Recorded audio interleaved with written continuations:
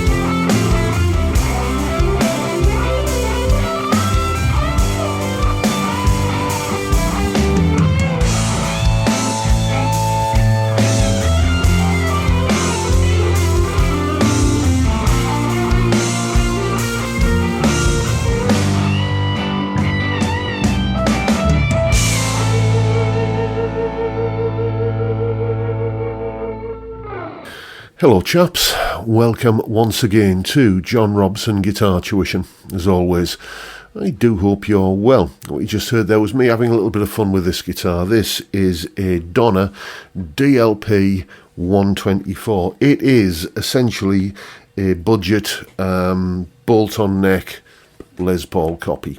I think these cost about 150 quid.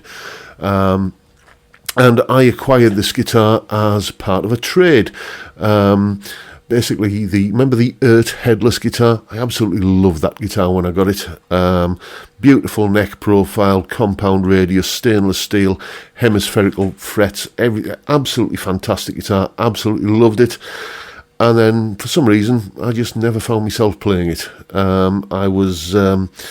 When I came to like a twin humbucker guitar, I was always either picking up Blondie, my signature guitar, or the PRS standard I've got here, or the Les Paul, or whatever. I just wasn't playing that guitar.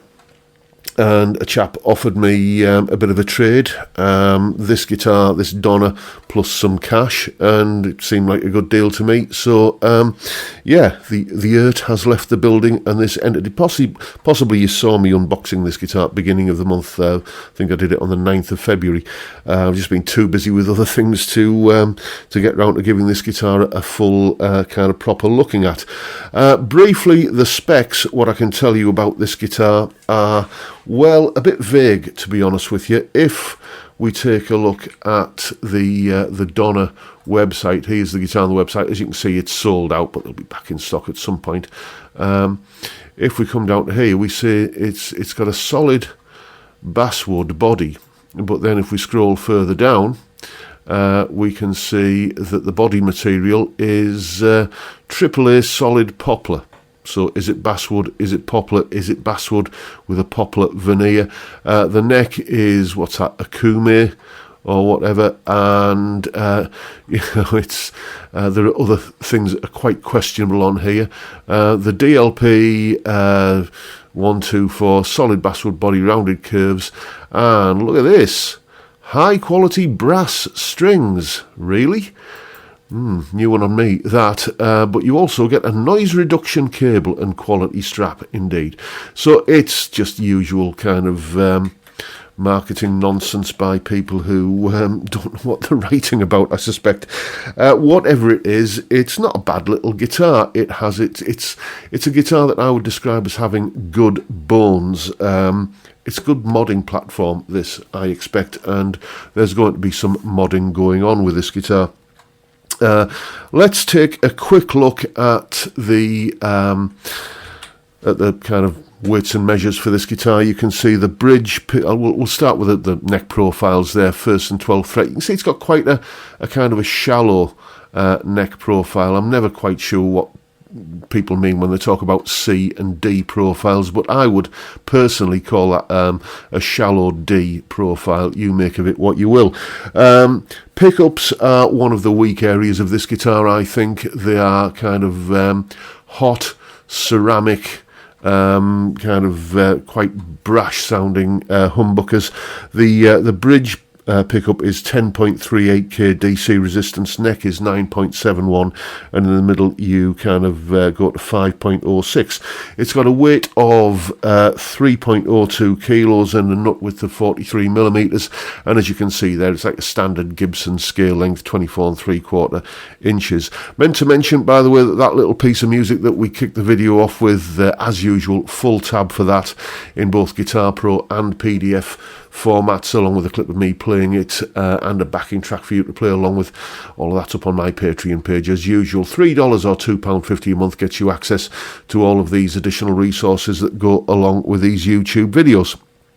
I want to say a massive thank you to everyone who supports me in that way, or any of the other ways, all of which are linked down below in the description. The guitar tones I was getting in that thing there were just the usual, the Marshall DSL-1 on the classic gain channel, like that, and for the basically I was using that for the kind of that sort of Hendrixy kind of chord part, with the guitar's volume control rolled down, but as you heard, it was still quite kind of furry around the edges. I couldn't get a proper clean sound out of this guitar using my preferred method of just rolling the guitar's volume off. It was still, it wouldn't clean up, so I had to back off the gain on the classic gain channel there. Then for the kind of outro solo at the end, those settings that you can see there on the amp, plus the new X Horseman pedal, just for a bit of shoutier sort of stuff. The intro solo, it was the same settings but without the Horseman, just kind of to go a little bit more kind of edge of breakup. I mean, it didn't sound bad, but there's a better guitar in here trying to get out. This guitar, I can't speak for the playability out of the box, because Ian, the chap who sent it to me, and we did the trade, he got the Earth, I got this plus some cash. He's had some fairy dust sprinkled on it by, I guess you could call him the legendary Sam Deeks, the kind of luthier and guitar tech and so on. And he's basically, I don't know if you can see there, but he's put the one of his kind of patent nuts on there where you've got the two little grub screws so you can adjust the nut height, and he's also fitted a set of Grover tuners. I imagine that you don't fit a replacement set of tuners if there's nothing wrong with the ones that turned up on the guitar, so I would be sceptical about the quality of the tuning pegs on this guitar. It's a £150 guitar made of either basswood or poplar or a combination of both, and maybe it was the brass strings that were causing the tuning instability, who knows. But all sort of standard kind of stuff. The action is it's impeccable, perfect fretwork and perfect action and everything. I suspect, as I say, that is more down to the fantastic skills of Mr. Deeks than whoever's looking after this kind of stuff at the Donner factory. It's not a bad little guitar. It's a budget instrument, and it makes no bones about that. It makes no pretense that it's, trying to be something that it isn't. And it's, in its way, it's got its own kind of little charm. I enjoyed playing it, and I'm going to enjoy adding a few kind of nice touches to this, first of which are going to be the pickups. These are not my kind of pickups at all. As I say, hot, shouty, brash, ceramic pickups. But if you're into, a young kid who's into kind of raucous, punky sort of stuff, then they may just be the perfect complement to that playing style. It's not a bad little guitar. It's got good bones, basically. It plays nicely, and I think it's. I mean, if I just do this.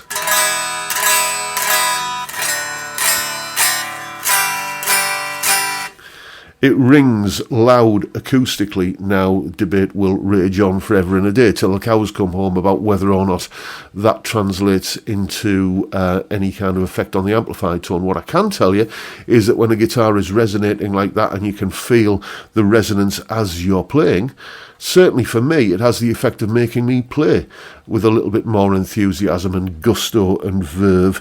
So it does affect the tone in that way, even if it's only, as a secondary influence. But, it resonates well. It's got, the neck is nice and playable, stays in tune, thanks to the Grover pegs and everything.